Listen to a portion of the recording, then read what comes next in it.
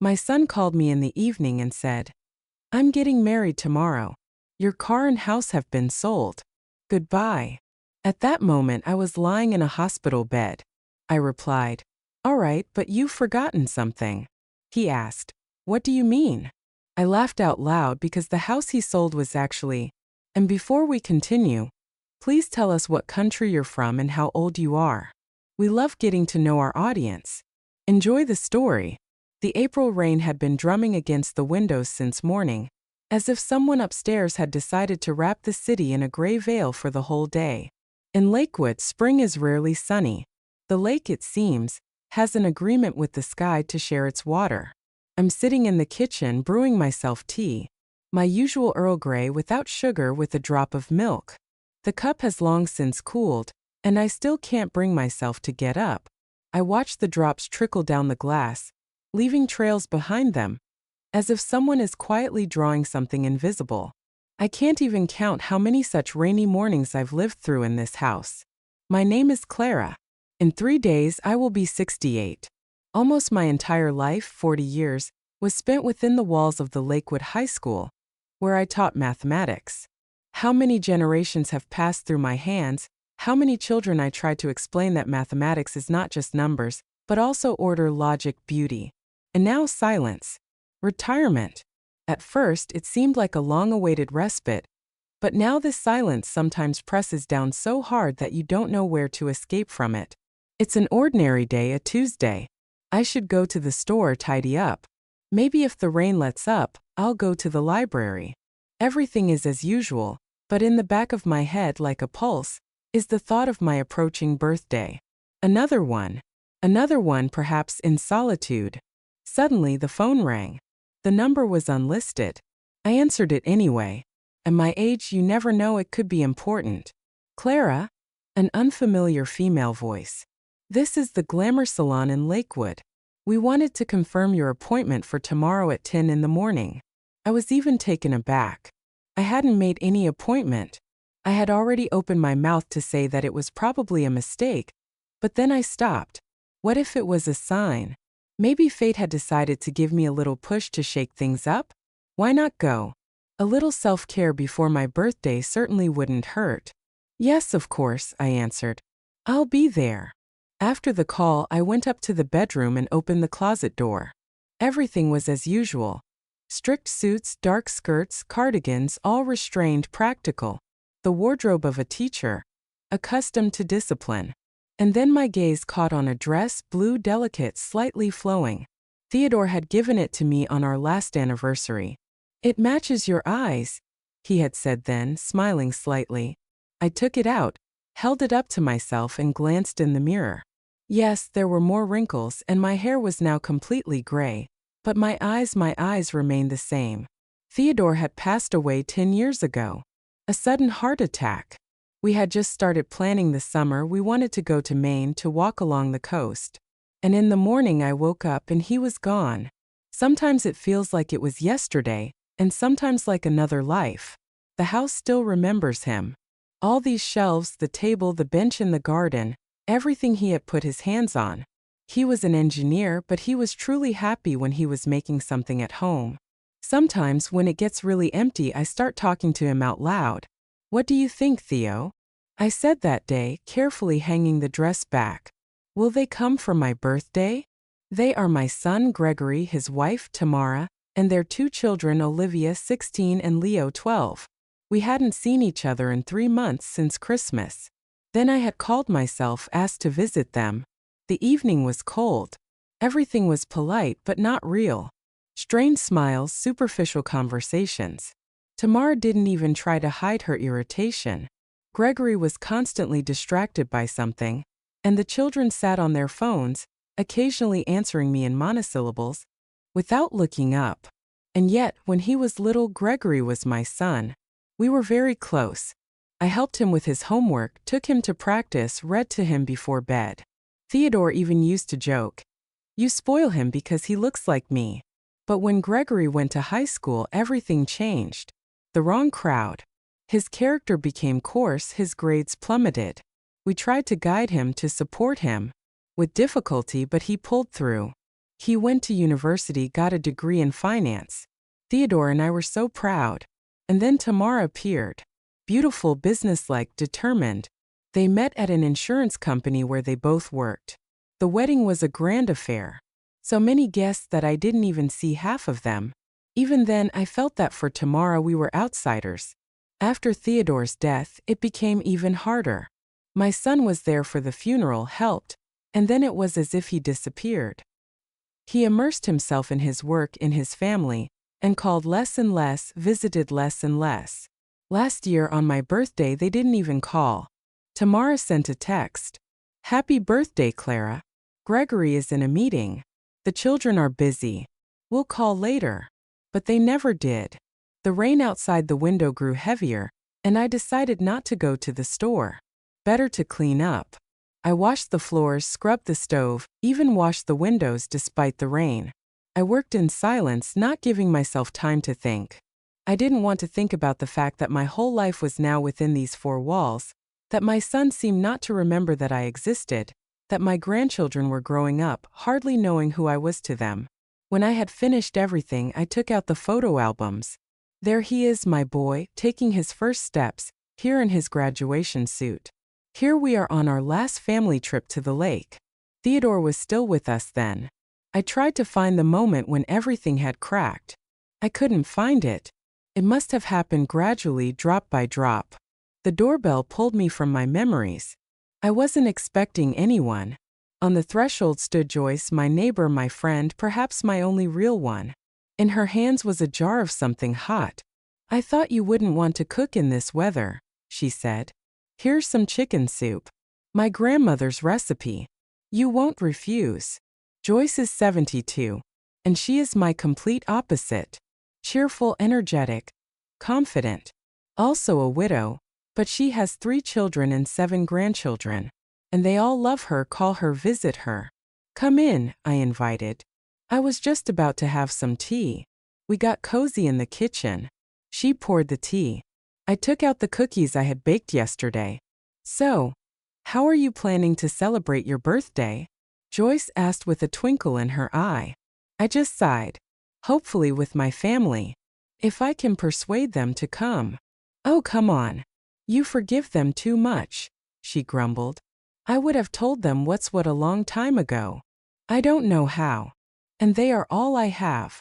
Joyce looked at me attentively and squeezed my hand. "You have yourself, Clara. And that's quite a lot. Don't forget that." When she left, I stood by the window for a long time, watching her umbrella bob among the puddles. She was right. I had indeed allowed Gregory and Tamara too much. Maybe I was to blame for that myself. I never insisted, never demanded, just waited. Maybe they'll remember. But I didn't want to wait anymore.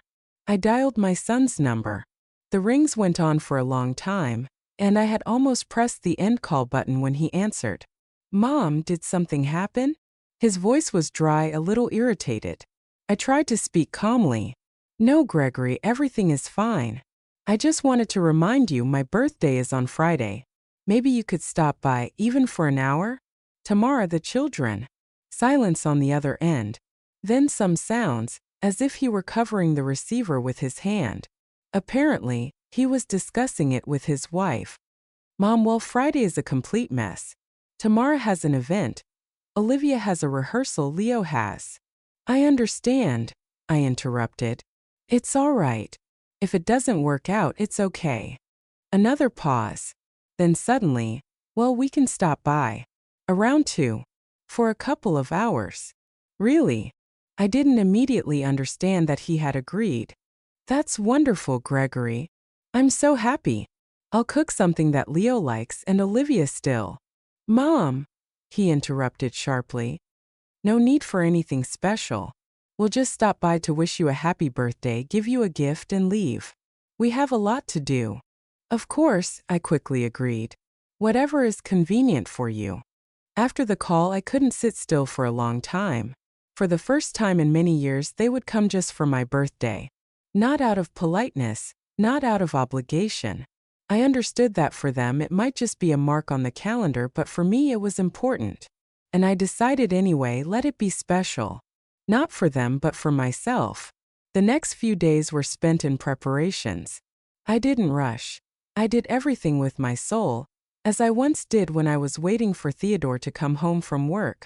I went to the salon, the very one where I had accidentally been booked.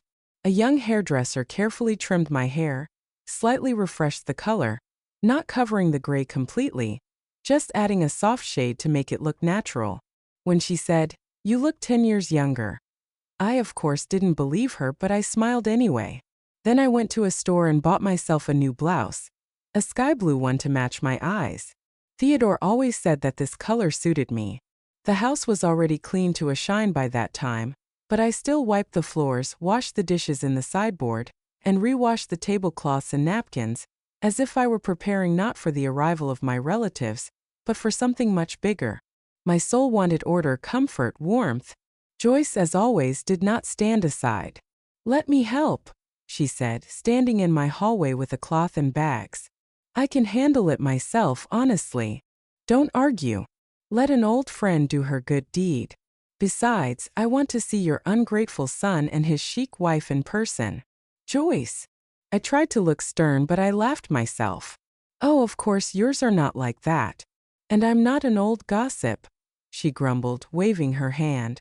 "You forgive them everything your whole life." On my birthday, I woke up early when it was still dark outside. The first rays of sun were breaking through the clouds, and I took it as a sign. After a week of rain, finally a clear morning. Maybe it was for the best. I took a shower, put on my new blouse, dark blue trousers, put on a little makeup, a little powder, just a little. Not to look younger, but just to look fresh. I looked in the mirror and suddenly felt something strange. I didn't look young or beautiful. No. But I felt visible. Not a gray shadow, not a forgotten grandmother, but a woman with a name, a history, a life. By lunch, everything was ready. In the oven was a casserole with eggplant, the very one that Gregory had adored as a child. On the table was a chocolate cake with nuts, his favorite. A salad without meat for Olivia, if she was still a vegetarian. Homemade cookies for Leo. Everything was familiar, homemade, what smelled of childhood. I set the table without excessive solemnity, but neatly with taste. A white tablecloth, clean dishes. In the center was a vase with the first spring flowers from my garden. Closer to 2, I started to get nervous. What if they don't come? What if everything falls through again? Or Gregory calls and says that the plans have changed? I was already preparing for disappointment when I heard a car pull up. They had come. My family for my birthday. At exactly 2, the doorbell rang. I took one last look in the mirror. A neat hairstyle, a blue blouse, light makeup. I took a deep breath and opened it. "Happy birthday, Mom," Gregory said, hugging me as if he were afraid of getting dirty, carefully, barely touching my shoulders. He smelled of expensive cologne and some office. "Hello, Clara," Tamara nodded, without making the slightest attempt to hug me. A narrow face, flawless makeup, pearl earrings. Everything looked impeccable. Behind them stood the children. Olivia, 16, was looking at her phone without even glancing at me. Dark, obviously dyed hair partially covered her face. Leo, tall for his age, with teenage acne and a sullen expression, silently looked away. "Come in." I stepped aside. "I'm so glad to see you. Olivia, Leo, how you've grown." I addressed my grandchildren. Olivia muttered something without looking up from the screen. Leo just shrugged and walked past me. I felt a little uneasy, but I tried not to show it. I was used to hiding the pain. "It smells delicious," Gregory remarked, sniffing. "I told you Mom would cook something anyway." "Yes, that's right." I tried to smile. "Just a casserole with eggplant and a cake. Nothing special. You still haven't done any renovations?" Tamara looked around, appraisingly surveying the living room. "We can help you find a designer. Everything here is already very outdated." "I'm comfortable here," I answered calmly. "There are a lot of memories here." "That's exactly why it needs to be updated," she muttered, as if to herself. We sat down in the living room. Gregory and Tamara on the sofa, the children separately. I was on a chair that I had brought from the kitchen. The conversation didn't flow.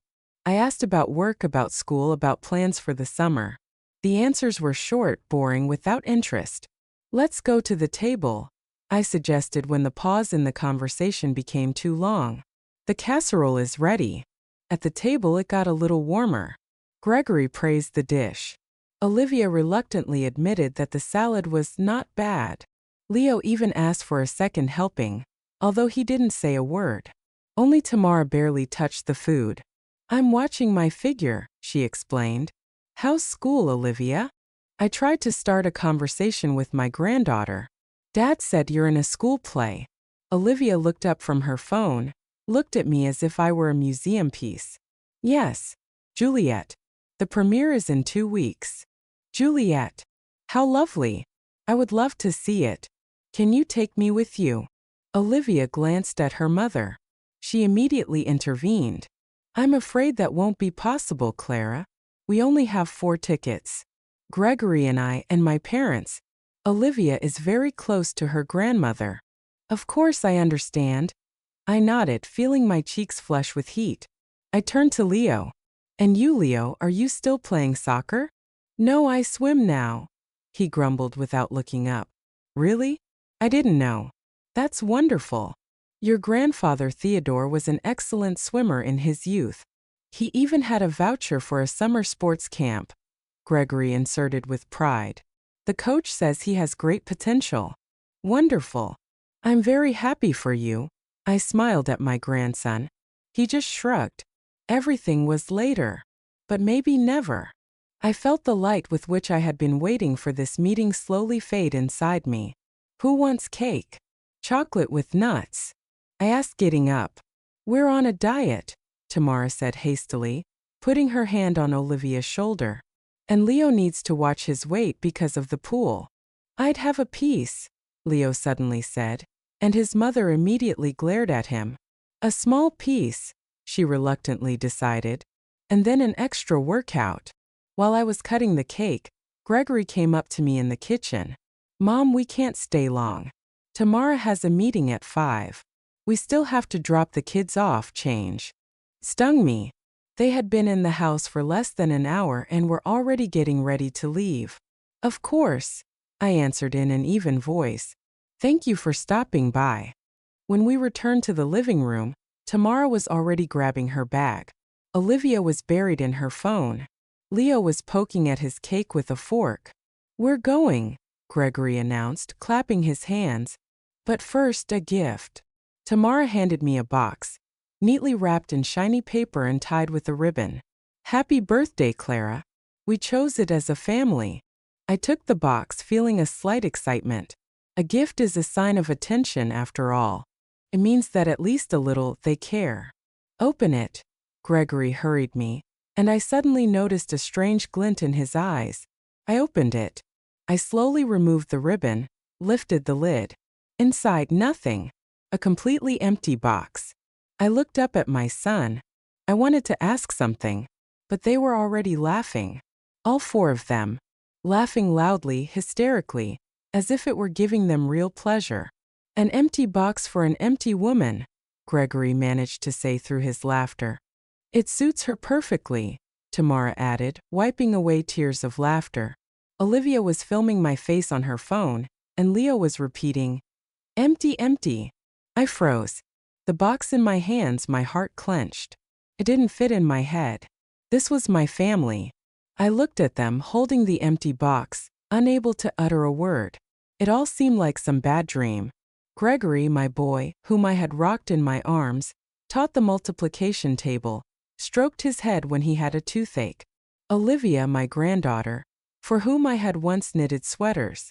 Leo, with whom we had built a house of pillows in my living room. And now they were sitting in front of me and laughing. Laughing at me. Gregory.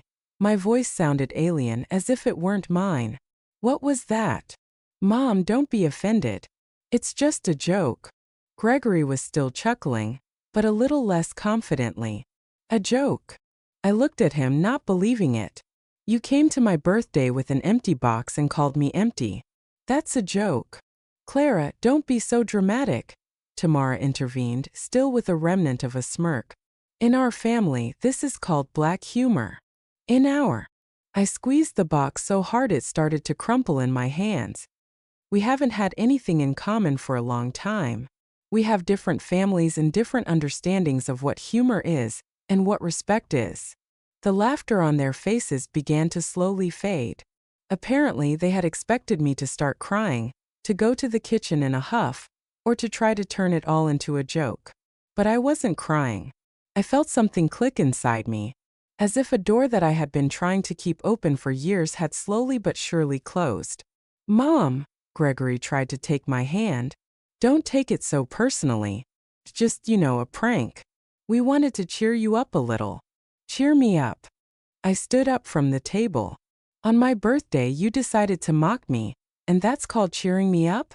Grandma, why are you getting so worked up?" Olivia muttered, not looking up from her phone. "It's just a prank." I looked at her, a strange girl with dyed hair and a cold gaze, and suddenly I understood. I don't know anything about this girl. And she doesn't know anything about me and doesn't want to. "You know what?" I said calmly but firmly. "You'd better leave. Tomorrow you have a meeting at 5, don't you? You shouldn't be late." They froze. Apparently, they hadn't expected such a reaction. They thought I would be silent as always, that I would swallow it, forget it, forgive it. And I just stood there with a crumpled box in my hands. And there were no tears in me, no resentment, only a coldness. "Mom," Gregory didn't know what to say. "Thank you for stopping by," I said quietly. "But no more. And don't call on the weekends as you usually promise and don't do." I'm not offended. I just understood everything. I walked them to the door without hysterics, without tears, with a cold politeness. Gregory was still trying to say something. Tamara was already angry. Olivia was silent. Leo gave me a strange look, as if he wanted to say something but kept quiet. "We'll talk about this later," Gregory said at the door. "Don't bother," I answered and closed the door. When the sound of their car disappeared around the corner, I slowly sank to the floor by the door, leaning my back against the wood. The box remained in my hands, crumpled, empty. I looked at it, and their words kept spinning in my head. An empty box for an empty woman. Empty, empty. The tears came on their own. I didn't cry out loud, didn't sob. I just sat there, pressed against the door, and cried quietly. For all the years I had hoped. For all the times I had justified them. For all my "it's okay, I understand." For every "don't be offended, they just have work, children, things to do." I was crying not because they had offended me, but because they were my relatives, my blood, my son, my grandchildren.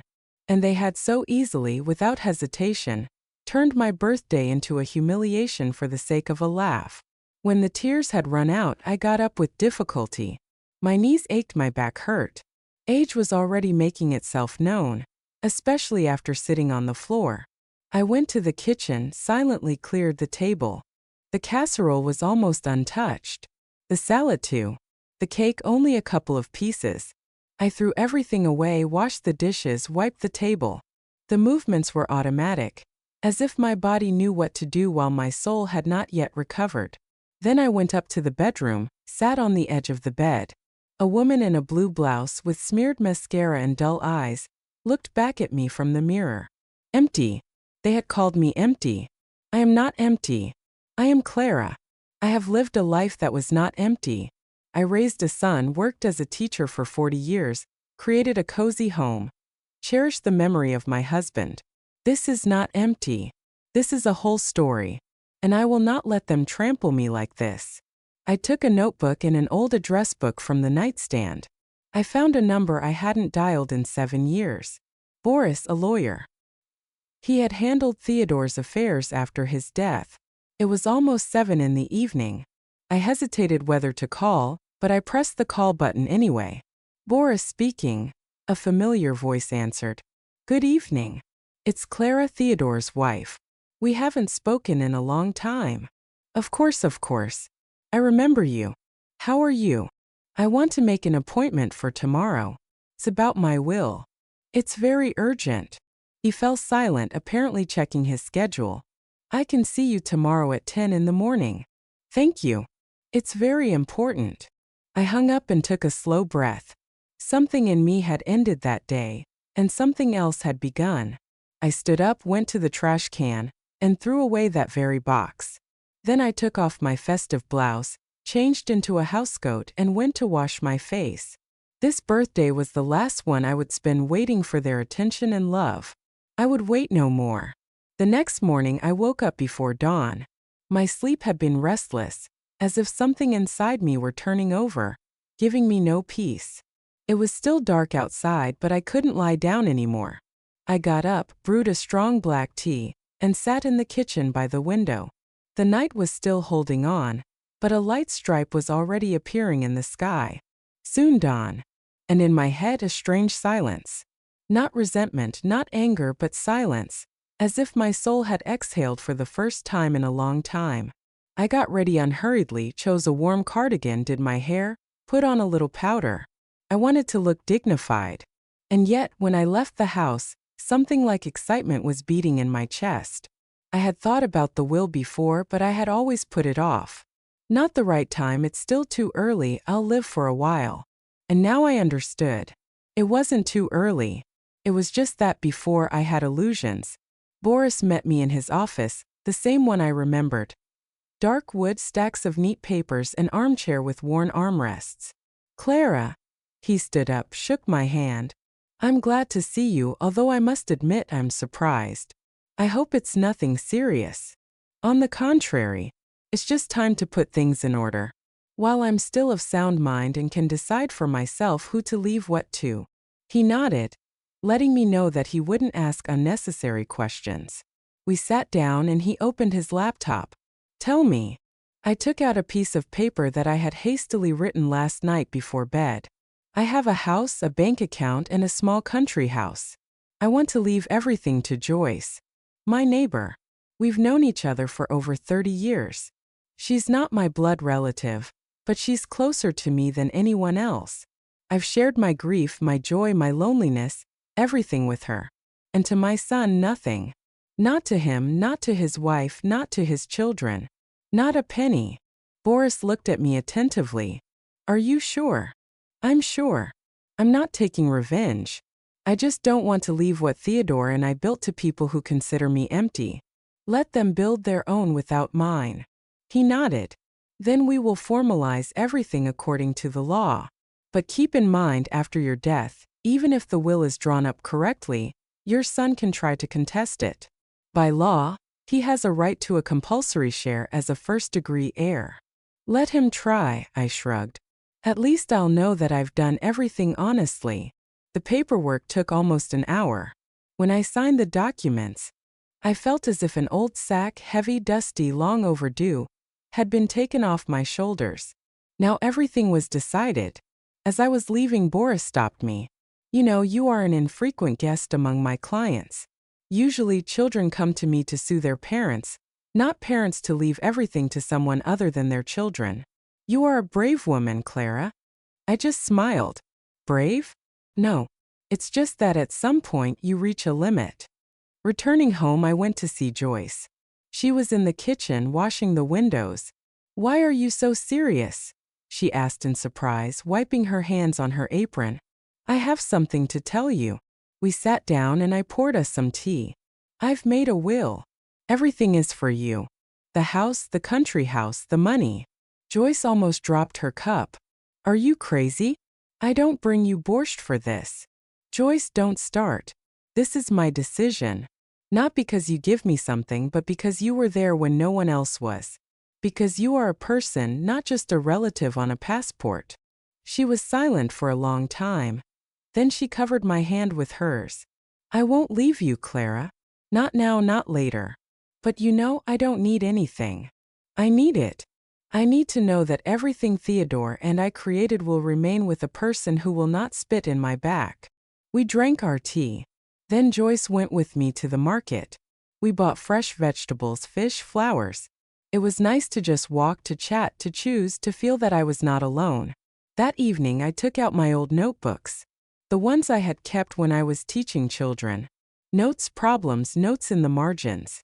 Then I found letters from Theodore. He wasn't a romantic, but sometimes he would write notes. Gone to work. I miss you. Don't forget to buy cream. You're the best at solving equations and making soup. Such simple things, but they contained everything. I read and felt that I had had a real life. With love, with work, with warmth. It was just that now it was time for another chapter. Not a worse one, not a scary one, just a new one. Before going to bed, I wrote in my notebook, "If you are not respected, do not knock on the door. Leave. Let them be empty without you. And you will be at peace." A few days passed. I lived as usual, cleaned, cooked, went to the library, called Joyce, watered the flowers. Everything seemed to be calm, but inside something seemed to have frozen, as if before a storm. I tried not to think about my birthday, erased it from my memory, as if it had never happened. I didn't even want to touch those memories, they still burned. But on Friday evening, when it was already dark, the phone suddenly rang. The number was identified, Gregory. I looked at the screen for a long time without picking up. I wanted to just turn off the phone, but something inside pushed me.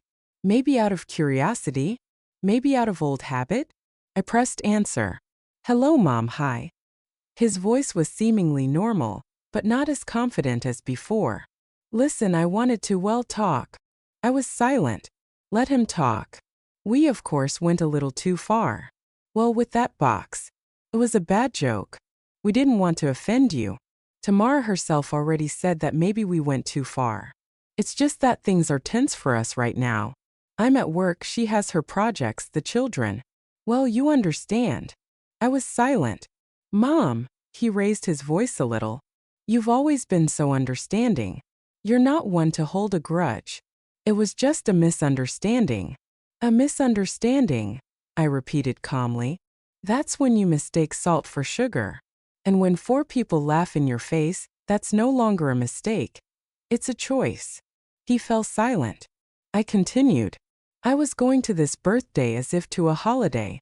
I cooked, I cleaned, I bought groceries, I dressed up. And you came as if to a theater, put on a show, and left. And now you're offering me to understand this. Mom." His voice became irritated. "Why are you blowing everything out of proportion? You're not a child to cry over a box. We came, we congratulated you, we spent time with you. And now you're offended at everyone like a little girl." "No, Gregory," I interrupted. "I'm not offended. I've had an epiphany. It's not the same thing." He fell silent again, then exhaled. "All right, you want us to apologize? Okay, I apologize. Tamara too, I think, is not against it. The children, of course, didn't mean any harm. Can we just forget about it?" "Gregory," I said calmly, almost tiredly, "we'll forget it when it doesn't hurt. And it hurts me. Don't come anymore. I don't need your visits or your apologies." "Mom, what's wrong with you?" Now he was starting to get nervous. "Is it all because of the box? Are you serious?" "No, Gregory, it's not because of the box. It's because of the way you looked at me. As if I were a burden to you. As if my presence were an inconvenience. And you are my son, and that's the most painful thing." He wanted to say something, but I was already tired. "I have to go. Take care of yourself." And I hung up. My hands were shaking, my heart was pounding. It was hard, very. But in this hardship there was also strength. For the first time I didn't remain silent, I didn't smooth things over, I didn't pretend that everything was fine. I told the truth without shouting, without reproaches, just as it was. The next day Joyce knocked on my door with 2 pies and some news. "Guess who was at the notary's today?" she said, coming into the kitchen. "They say Gregory came, was asking about something. About the will." I just shrugged. "They reacted quickly," Joyce grumbled. "He smells trouble." "I don't care." "Oh, come on." She looked at me attentively. "You're not like that.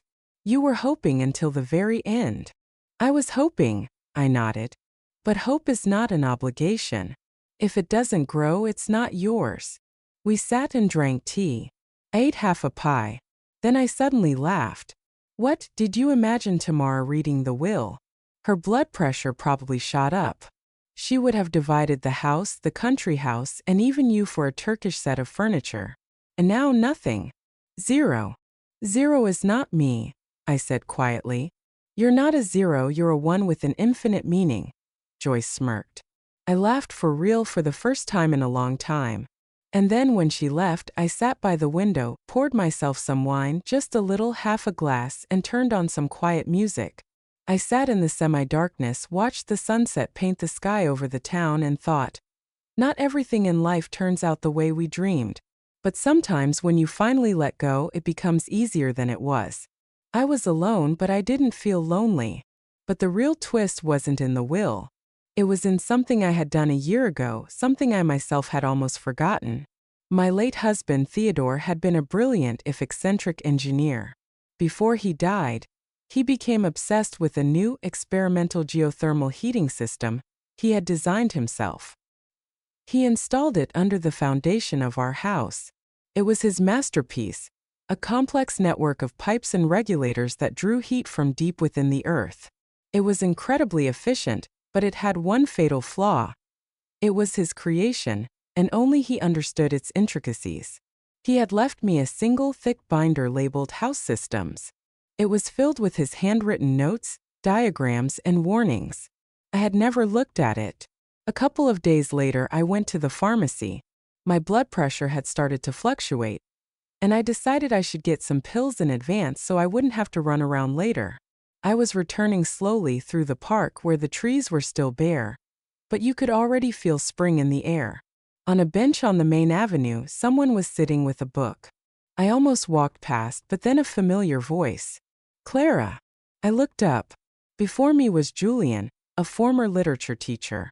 He had retired even before me after his wife died. We had crossed paths a couple of times at staff meetings. He was quiet, taciturn, but always polite. Is that really you? He stood up, smiled. I'm alive and well. And what are you doing here, not in the library? I just wanted some fresh air. You know, after winter, something inside me always wakes up, as if I want to live again. I sat down next to him. We talked about school, about the town, about the weather, about books. He said he was rereading Turgenev. That I was hooked on memoirs. An hour passed unnoticed. When I stood up, he said, and maybe you could come over sometime. I must admit, I'm tired of drinking tea alone. And I have pies. Maybe not as good as your Joyce's, but I try. I smiled. You know I could. We started to meet, not often, not like on dates. Just two elderly people who understood each other without extra words.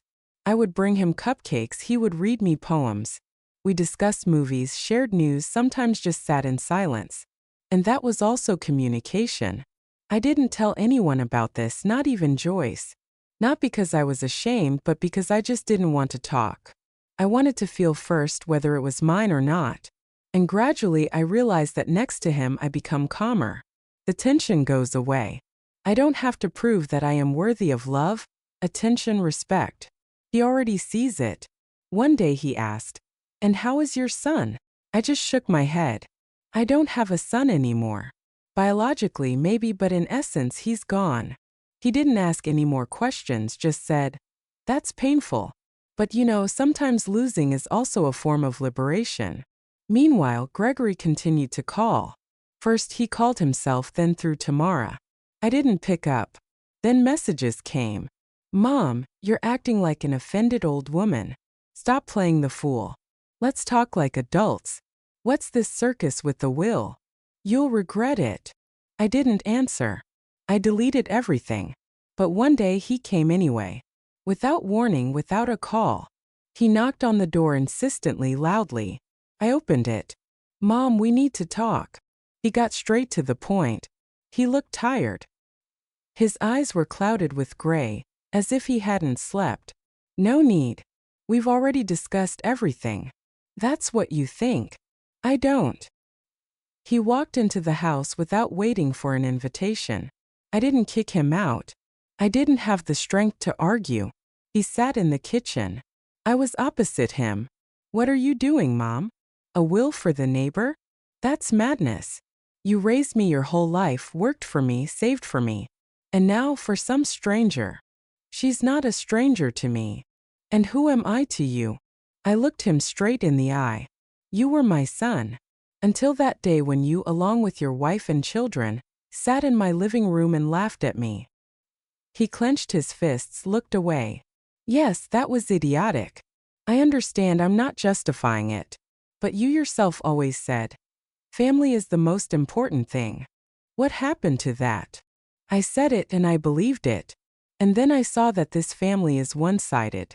I love and I am not loved. I am used, ignored, humiliated. I'm not blind, I just didn't want to see it before. He buried his face in his hands, was silent for a minute, then raised his head. Tamara has filed for divorce. I froze. I hadn't expected that. What? You didn't get along. Everything had been cracking for a long time, but now it's over. She took the children. I'm alone. I didn't know what to answer. Don't think, he continued, that I came because of that. It's just, I have no one. Anymore. I looked at him and for the first time in a long time, I saw not a strange man, but the boy who used to come to me at night with nightmares. But my heart didn't immediately melt. The pain inside was still alive. I'm glad you came, Gregory, but I can't forget everything in one day. I can't just erase what you did to me. He nodded. I understand. But maybe you'll still think about the will. I sighed heavily. I didn't write it to bargain later. When you were laughing at me, you weren't thinking about my property. Let it stay that way. He stood up. It was clear that he wanted to say something else but changed his mind. I'm not asking for anything. Just forgive me. I didn't answer anything. Just walked him to the door and closed it behind him quietly, without a sound. And then I stood by the window for a long time and thought, there are moments when life tests how ready you are to be true to yourself. This is one of those moments. And I knew I wouldn't back down. After that conversation with Gregory, 2 weeks passed. He didn't appear again. No calls, no messages. It was quiet, almost strange. I was used to his attempts to get through to me, to his short, irritated phrases, and now emptiness. But in this emptiness, I breathed easier. Julian started to come over more often. Sometimes he would just bring a fresh newspaper, sometimes apples from the market. Once a jar of honey. We would sit and drink tea, sometimes in silence, sometimes with conversation. He didn't ask about my son, about my family, he didn't pry into my soul. He was just there. And that was enough. One evening, he suddenly said, Clara, have you ever thought about leaving here? Where? I was surprised. Well, for example, to Florida or somewhere south where it's warm, where the sea is nearby. I was born there, you know. I have an apartment there, old but cozy. It's empty now. I was thinking maybe I should move there, but it's kind of pointless to be alone. I looked at him, slowly realizing what he was getting at. Are you suggesting I go with you? I'm not suggesting anything, just thinking out loud. We are both alone. We've both had our share. And maybe not all of it yet. Maybe we have a couple of years not to survive, but to live. He said it and fell silent, as if he were afraid of his own boldness. And I was silent because my heart was aching. The sea, warmth, peace, and not being alone. Not waking up in an empty house, not drinking tea in silence, not talking to myself. I'll think about it, I said, feeling a light but real hope stir in my chest. A couple of days later on a Sunday, I was as always baking a cabbage pie. I love it when the house smells of baking. I had just taken it out of the oven when there was a knock at the door. On the threshold was Olivia. My granddaughter. I froze, didn't recognize her at first. She was standing there. Her hair was pulled back in a ponytail without makeup. Her eyes were like Gregory's in childhood. Tired but real. Grandma, she said quietly. May I come in? I nodded silently. She came in, sat on the edge of a chair like a stranger. I'm here on my own. Without Mom, without Dad. No one knows I'm here. Tea. I didn't know what else to say. Okay. I put a mug in front of her, put a piece of pie. She took it but didn't eat. She looked out the window. I'm ashamed. For that day, I was silent. I really didn't want to. I thought it was just a joke. Mom was laughing. Dad too. I joined in. And then when you closed the door and I was left alone in the car, I felt sick. Why were you silent all this time? I didn't know what to say. And then Mom said, Forget it, your grandmother is touchy. But I couldn't forget. She fell silent. Then she took something out of her bag. I wanted to give you something. On the table was a neatly wrapped package. I unwrapped it. Inside was our old album, the one I had once given to Gregory. And inside a photo. Me with Theodore. Gregory at school. Me holding Olivia. She's a year old. Us at the country house. Us under the Christmas tree. Us by the river. I was looking at it for a long time yesterday and suddenly I realized, you are closer to me than anyone else. Because I grew up with you, because you loved me not for my grades, not for my behavior, but just because.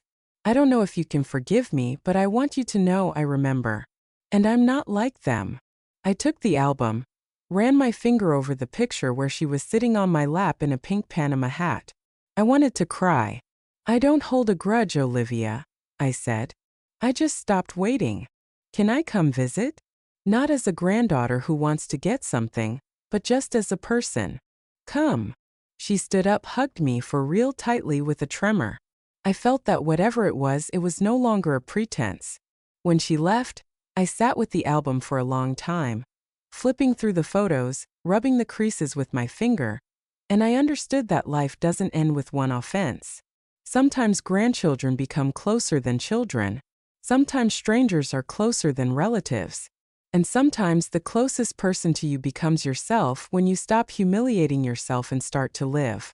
Spring came unexpectedly quickly this year. There was almost no mud, no snow.